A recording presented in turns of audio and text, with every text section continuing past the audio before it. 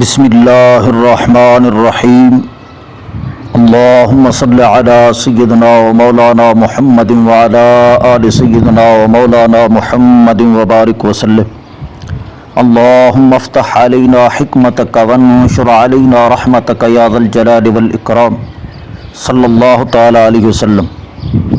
الحمدللہ الذی ابدع الافلاک والارضین والصلاة على من كان نبيا وآدم بين الماء والطين وعلى آله وأصحابه أجمعين وبعد فهذه عدة فصول في علم الميزان لا بد من حفظها وضبطها لمن أراد أن يتذكر من أولي الأذهان وعلى الله التوكل وهو المستعان۔ تمام حامدین کے تمام وقتوں کی تمام تعریفیں اللہ تعالیٰ کے لیے، جس نے بغیر نمونے کے پیدا فرمایا الافلاک والارضین، آسمانوں اور زمینوں کو۔ ابدع ابداع سے ہے اور اس کا معنی ہوتا ہے عدم سے وجود میں لانا یا بغیر نمونے کے پیدا کرنا۔ تمام تعریفیں اللہ تعالیٰ کے لیے جس نے بغیر نمونے کے پیدا فرمایا آسمانوں اور زمینوں کو۔ والصلاة علی من کان نبیا وآدم بین الماء والطین، اور درود نازل ہو اس ذات پر کہ جو نبی تھے، درا حال ہے کہ آدم علیہ السلام ابھی پانی اور مٹی کے مابین تھے۔ وعلی آلہ، اور آپ صلی اللہ تعالی علیہ وسلم کی آل پر درود نازل ہو، واصحابہ اجمعین، اور آپ صلی اللہ تعالی علیہ وسلم کے تمام صحابہ کرام پر۔ وبعد فہذہ عدۃ فصول فی علم المیزان، حمد و صلات کے بعد یہ چند فصلیں ہیں علم میزان کے اندر۔ علم منطق کو علم میزان بھی کہا جاتا ہے۔ فرماتے ہیں لا بد من حفظها، ضروری ہے ان چند فصلوں کا یاد کرنا، حفظ کرنا، وضبطها، اور ان کو ضبط کرنا، لمن ارادہ، اس شخص کے لیے جو ارادہ کرے، ان یتذکر، کہ یاد کرے، من اولی الاذہان، یہ من موصولہ، لمن ارادہ کے اندر جو من موصولہ ہے اس کا بیان بھی ہو سکتا ہے، تو پھر یہ طالب علم کی صفت ہوگی، یعنی حفظ کرنا اور ضبط کرنا ضروری ہے۔ اولی الاذہان میں سے، طلباء میں سے جو اولی الاذہان ہیں، ارادہ کرتے ہیں کہ وہ یاد کریں۔ اور من اولی الاذہان یہ متعلق ہو سکتا ہے یہ تذکر ہو کہ بھی اس وقت یہ معلم کی صفت ہوگا، یعنی ضروری ہے اس کا حفظ اور اس کا ضبط اس طالب علم کے لیے جو ارادہ کرتا ہے کہ ذہین ترین اساتذہ سے وہ یاد کرے۔ وعلی اللہ التوکل، اللہ تعالیٰ پر ہی توکل ہے، وہو المستعان، اور وہی مدد کے لائق ہے۔ الحمد پر جو الف لام ہے، یہ الف لام استغراق کا بھی ہو سکتا ہے اور جنس کا بھی ہو سکتا ہے، بلکہ بعض علماء نے فرمایا کہ یہ عہد خارجی کا بھی ہو سکتا ہے۔ اگر یہ الف لام استغراق کا ہو تو پھر معنی یہ ہوگا کہ تمام حامدین کے تمام وقتوں کی تمام تعریفیں، یعنی حمد کے جتنے بھی افراد ہیں وہ سارے کے سارے اللہ تعالیٰ کے ساتھ خاص ہیں۔ اور اگر الف لام جنس کا بنائیں تو پھر معنی یہ ہوگا کہ جنس حمد اللہ تعالیٰ کے ساتھ مختص ہے۔ اور اس الف لام کو الف لام عہد خارجی کا بھی بنا سکتے ہیں، اور اب اس کا معہود مخلوق ہوگی، یعنی مخلوق کی حمد اللہ تعالیٰ کے ساتھ خاص ہے۔ یہاں پر سائل سوال کرتا ہے کہ مصنف علیہ رحمہ علم منطق کے اندر یہ کتاب تحریر فرما رہے ہیں، ان کو چاہیے تھا کہ منطق کے مسائل یہاں پر بیان فرماتے، منطق کے مسائل تحریر فرمانے کے بجائے انہوں نے اللہ تعالیٰ کی حمد سے آغاز کیوں فرمایا؟ تو اس کا جواب یہ ہے کہ مصنف علیہ رحمہ نے کتاب اللہ کی پیروی کی ہے اور سنت رسول کی اتباع کی ہے، کیونکہ حدیث مبارکہ کے اندر آتا ہے کل امر ذی بال لم یبدا فیہ بسم اللہ فہو اقطع واجزم، اور ایک حدیث مبارکہ کے اندر ہے کل امر ذی بال لم یبدا فیہ بحمد اللہ فہو ابتر۔ حدیث مبارکہ میں فرمایا گیا کہ جس کام کی ابتدا بسم اللہ سے نہ کی جائے وہ کام ناقص اور ادھورا رہ جاتا ہے، اور ایک حدیث مبارکہ میں ہے کہ جس کام کی ابتدا الحمد سے نہ کی جائے وہ کام ابتر رہتا ہے۔ تو مصنف علیہ رحمہ نے قرآن اور احادیث مبارکہ کی اتباع میں الحمد سے کتاب کا آغاز فرمایا، لیکن پھر سوال کرتا ہے کہ یہ دو حدیثیں، ایک حدیث میں ہے کہ آغاز تسمیہ سے ہونا چاہیے، بسم اللہ شریف سے ہونا چاہیے، اور ایک حدیث میں ہے کہ آغاز الحمدللہ سے ہونا چاہیے۔ اب یہ دو حدیثیں آپس میں متعارض ہیں، ایک کہتی ہے کہ بسم اللہ سے آغاز ہو اور دوسری کہتی ہے کہ الحمد سے آغاز ہو۔ جب یہ دو حدیثیں آپس میں متعارض ہوئی، اور یہ ضابطہ ہے اذا تعارضا فتساقطا، کہ جب دو نصیں آپس میں متعارض ہوتی ہیں تو وہ قابل استدلال نہیں رہتی، تو لہٰذا اب یہ کیسے کہا جا سکتا ہے کہ مصنف علیہ رحمہ نے سنت رسول کی پیروی کی ہے، جبکہ سنت تو دو چیزوں کے متعلق تھی؟ تو اس کا جواب ہم یہ دیں گے کہ یہ ضابطہ بالکل درست ہے، مسلم ہے کہ جب دو نصیں آپس میں متعارض ہوں تو وہ قابل استدلال نہیں رہتی، لیکن کب قابل استدلال نہیں رہتی؟ جب مطابقت نہ ہو سکے، وہاں پر تطبیق کی کوئی صورت نہ ہو، لیکن یہاں پر تطبیق کی صورت موجود ہے، اور اس تطبیق کی صورت کو سمجھنے سے پہلے یہ سمجھنا ضروری ہے کہ ابتدا کی تین قسمیں ہیں: ابتدائے حقیقی، ابتدائے اضافی، ابتدائے عرفی۔ ابتدائے حقیقی کیا ہوتی ہے؟ الابتداء الحقیقی المقدم علی جمیع ما عداہ۔ ابتدائے حقیقی وہ ہے کہ جو تمام سے مقدم ہو، سب کچھ سے مقدم ہو، اور ابتدائے اضافی الابتداء الاضافی المقدم علی بعض ما عداہ۔ ابتدائے اضافی یہ ہے کہ بعض سے مقدم ہو، اور ابتدائے عرفی الابتداء العرفی المقدم علی المقصود۔ ابتدائے عرفی یہ ہوتی ہے کہ مقصود سے پہلے ہو۔ یہاں پر حدیث مبارکہ میں جو آیا کہ بسم اللہ سے آغاز ہو، وہ ابتدائے حقیقی پر محمول ہے، یعنی سب کچھ سے مقدم ہو، سب کچھ سے پہلے بسم اللہ ہونی چاہیے۔ اور حدیث مبارکہ میں جو الحمد سے آغاز کا آیا ہے وہاں پر ابتدائے اضافی مراد ہے، یا یہ بھی ہو سکتا ہے کہ تسمیہ کے سلسلہ میں جو روایت آئی ہے وہ ابتدائے حقیقی پر معمول ہوگی، اور تحمید کے سلسلہ میں جو حدیث آئی ہے وہ ابتدائے عرفی پر محمول ہوگی، یا دونوں کو ابتدائے عرفی پر محمول کر سکتے ہیں، یعنی مقصود سے پہلے پہلے حمد اور تسمیہ ہونی چاہیے۔ اور تعریف کی تین قسمیں: حمد، مدح، شکر۔ حمد کی تعریف یہ ہے وَالثَّنَاءُ بِاللِّسَانِ عَلَى الْجَمِيلِ الْاخْتِيَارِ نِعْمَةً كَانَ وَغَيْرَهَا۔ اختیاری خوبی پر زبان کے ساتھ تعریف کرنا، خواہ وہ اختیاری خوبی نعمت ہو یا غیر نعمت ہو۔ اور مدح کی تعریف ہے وَالثَّنَاءُ بِاللِّسَانِ عَلَى الْجَمِيلِ الْاخْتِيَارِ أَوْ غَيْرِ الْاخْتِيَارِ۔ زبان کے ساتھ اختیاری یا غیر اختیاری خوبی پر تعریف کرنا۔ اور شکر کی تعریف ہے وَفِعْلٌ يُنبِئُ عن تعظیم المنعم لکونہ منعما سواء کان باللسان او بالجنان او بالارکان۔ شکر ایسا فعل ہے جو منعم کی تعظیم کی خبر دیتا ہے، خواہ زبان کے ساتھ ہو، خواہ دل کے ساتھ ہو، یا اعضاء کے ساتھ۔ ان تمام کی تعریفوں سے معلوم ہوا کہ حمد اور مدح کے مابین عموم خصوص مطلق کی نسبت ہے، کیونکہ حمد میں تھا زبان کے ساتھ اختیاری خوبی پر تعریف کرنا، برابر ہے کہ وہ اختیاری خوبی نعمت ہو یا غیر نعمت ہو، جبکہ مدح کے اندر ہے زبان کے ساتھ اختیاری یا غیر اختیاری خوبی پر تعریف کرنا۔ مدح کے اندر اختیاری یا غیر اختیاری، یعنی اس کے اندر عموم ہے، جبکہ حمد کے اندر ہے علی الجمیل الاختیاری، یعنی ادھر عموم نہیں ہے۔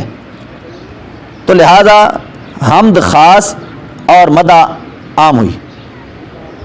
ہر حمد مدح ضرور ہوتی ہے، لیکن ہر مدح حمد نہیں ہوتی، اور حمد اور شکر کے مابین عموم خصوص من وجہ کی نسبت ہے۔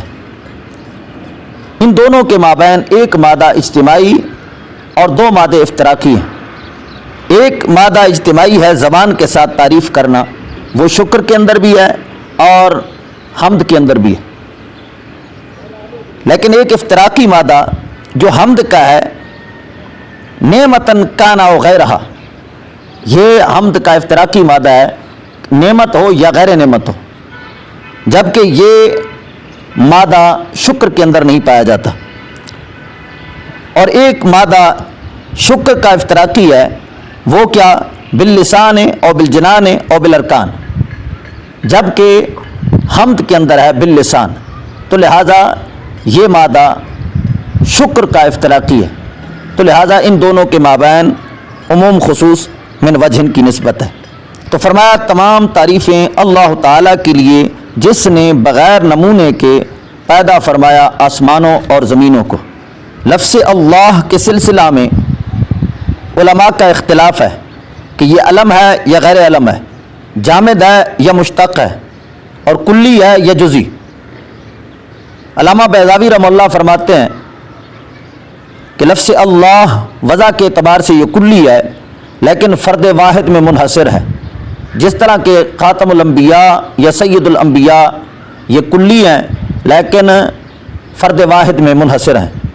علامہ تفتزانی کہتے ہیں کہ لفظ اللہ یہ جزئی حقیقی ہے، اس کے اندر احتمال تکسر نہیں ہے، جبکہ علامہ عبداللہ یزدی کہتے ہیں واللہ علم، لفظ اللہ علم ہے، علم کہہ کر انہوں نے بتا دیا کہ یہ جامد ہے، مشتق نہیں، چونکہ علم مشتق نہیں ہوتا، اور علم کہہ کر انہوں نے بتا دیا کہ یہ جزئی ہے، کلی نہیں ہے۔ علماء نے سعد الدین تفتزانی کے نظریہ کی تصحیح فرمائی ہے اور فرمایا کہ اگر اس میں جلالت کو جزئی حقیقی نہ مانا جائے، کلی مانا جائے، تو اس صورت میں لا الہ الا اللہ کلمہ توحید نہیں رہتا، کہ من حیث المفہوم جب اس کے اندر کثرت کا احتمال ہے تو توحید باقی نہ رہے گی۔ فرمایا تمام حامدین کے تمام وقتوں کی تمام تعریفیں اس ذات کے لیے جس نے بغیر نمونے کے پیدا فرمایا آسمانوں اور زمینوں کو۔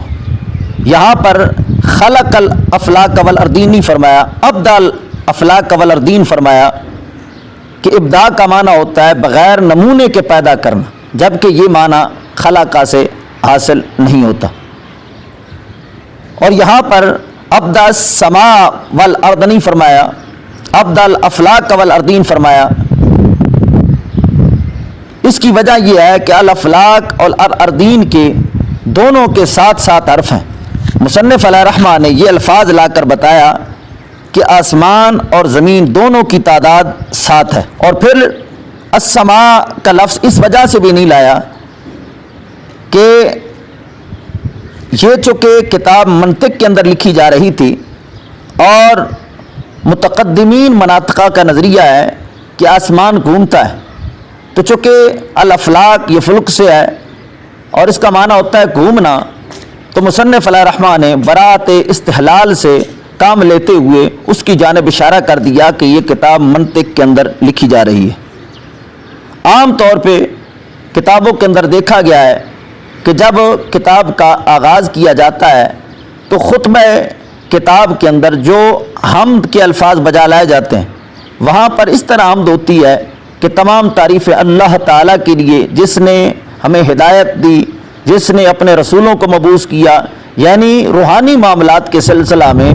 اللہ تعالیٰ کی صفات بیان کی جاتی ہیں، جبکہ مصنف علیہ رحمہ نے یہاں پر ابدع الافلاک والارضین مادیات کو بیان فرمایا۔ یہ بھی براءت استحلال کے قبیلہ سے ہے کہ مصنف علیہ رحمہ اشارہ فرما رہے ہیں کہ یہ فن روحانیات سے نہیں ہے بلکہ مادیات کے قبیلے سے ہے۔ پھر آگے حضور اکرم صلی اللہ تعالی علیہ وسلم کی ذات پر درود بھیجتے ہوئے فرمایا درود نازل ہو اس ذات پر کہ جو نبی تھے اس وقت بھی کہ جب آدم علیہ السلام ابھی پانی اور مٹی کے مابین تھے۔ سائل سوال کرتا ہے کہ مصنف علیہ رحمہ نے کتاب کے آغاز میں حضور اکرم صلی اللہ تعالی علیہ وسلم کی ذات پر درود کیوں بھیجا؟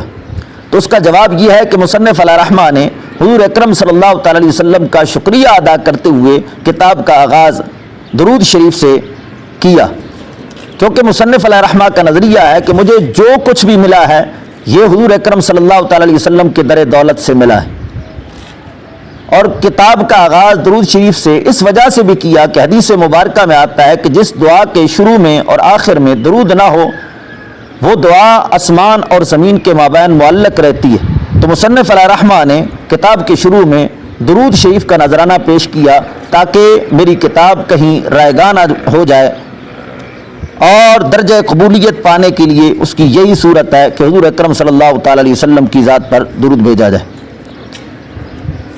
فرمایا درود نازل ہو اس ذات پر کہ جو نبی تھے اس وقت جب آدم علیہ السلام پانی اور مٹی کے مابین تھے۔ یہاں پر حضور اکرم صلی اللہ تعالی علیہ وسلم کا نام لینے کے بجائے حضور اکرم صلی اللہ تعالی علیہ وسلم کی صفت کو بیان کیا ہے۔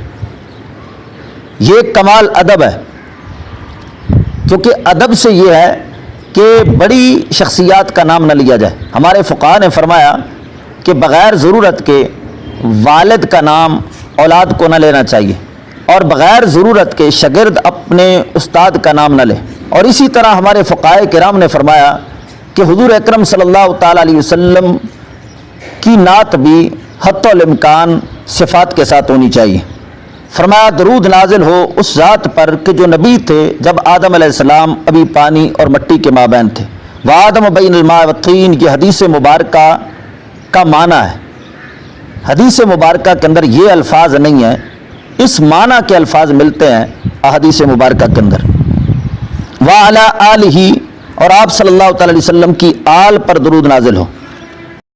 آل یہ لفظ اصل میں اہل تھا، پھر ہا کو حمزہ کیا تو اعل بن گیا، پھر دو حمزے ایک کلمہ میں جمع ہو گئے، پہلا متحرک دوسرا ساکن تھا تو آمانہ والے قاعدہ کے ساتھ دوسرے کو الف کے ساتھ تبدیل کیا تو آل بن گیا۔ آل اور اہل کے استعمال کے اندر دو بڑے فرق ہیں۔ آل یہ ذوی العقول کے لیے استعمال ہوتا ہے، یعنی اس کا مضاف الیہ ذوی العقول کے قبیلے سے ہوگا، غیر ذوی العقول کے لیے استعمال نہیں ہوتا، جبکہ اہل استعمال ہوتا ہے۔ آل یہ غیر ذوی العقول کے لیے استعمال نہیں ہوتا، یعنی آل ہند آل پاکستان نہیں کہہ سکتے۔ اور دوسرا اہل اور آل کا فرق یہ ہے کہ آل جو ہے یہ قابل عزت افراد کے لیے استعمال ہوتا ہے، یعنی اس کا مضاف الیہ قابل عزت فرد ہوگا، چاہے وہ فقط دنیوی اعتبار سے صاحب عزت ہو جس طرح کہ آل فرعون، یا دونوں جہان کے اعتبار سے صاحب عزت ہو جس طرح کہ آل محمد، لیکن غیر عظمت کے مقام پر آل استعمال نہیں ہوتا، آل حجام نہیں کہہ سکتے۔ فرمایا وآلہ واصحابہ اجمعین، آپ صلی اللہ تعالی وسلم کی آل پر اور آپ صلی اللہ تعالی وسلم کے تمام اصحاب پر درود نازل ہو۔ اصحاب یہ صاحب کی جمع ہے، اور صاحب یہ صاحب کا مخفف ہے، اور صحابی وہ مومن ہوتا ہے جس نے بحالت ایمان حضور اکرم صلی اللہ تعالی علیہ وسلم کی صحبت کو پایا، چاہے ایمان کی حالت میں حضور اکرم صلی اللہ تعالی علیہ وسلم کا دیدار اس صحابی نے کیا، یا یہ ایمان کی حالت میں تھا حضور اکرم صلی اللہ تعالی علیہ وسلم نے اس کو ملاحظہ فرمایا، اور پھر ایمان کی حالت میں ہی اس دنیا سے وہ رخصت ہوئے تو وہ صحابی ہیں۔ یہ کہنا کہ جنہوں نے ایمان کی حالت میں حضور اکرم صلی اللہ علیہ وسلم کا دیدار کیا پھر ایمان کی حالت میں رخصت ہوئے وہ صحابی ہیں، یہ تعریف درست نہیں ہے۔ کچھ صحابہ ایسے بھی تھے جن کی بینائی تھی ہی نہیں، تو اب انہوں نے حضور اکرم صلی اللہ تعالی علیہ وسلم کو نہ دیکھا، حالانکہ وہ صحابی ہیں۔ صحیح تعریف یہ ہے کہ جنہوں نے حضور اکرم صلی اللہ تعالی علیہ وسلم کی صحبت پائی ایمان کی حالت میں پھر ایمان کی حالت میں رخصت ہوئے وہ صحابی۔ وبعد، لفظ بعد یہ ظرف زمان کے لیے استعمال ہوتا ہے، لیکن بعض مقام پر ظرف مکان کے لیے بھی استعمال ہو جاتا ہے۔ اس کے استعمال کی تین حالتیں ہیں، اس کا مضاف الیہ مذکور ہوگا یا معذوف. اگر مذکور ہو تو یہ معرب ہوتا ہے، اگر محذوف ہو تو پھر دو حال سے خالی نہیں. اس کا مضاف الیہ معذوف نسیًا منسیہ ہوگا، یعنی لفظاً بھی معذوف ہوگا اور مانن بھی، تو اس صورت میں بھی یہ معرب ہوتا ہے. لیکن اس کا اگر مضاف الیہ محذوف منوی ہو، یعنی لفظوں میں محذوف ہو لیکن معنی کے اندر موجود ہو، تو اس وقت یہ مبنی ہوتا ہے. جس طرح کہ یہاں پر، کیونکہ یہاں پر اس کا مضاف الیہ حمد اور صلاۃ مانن موجود ہیں.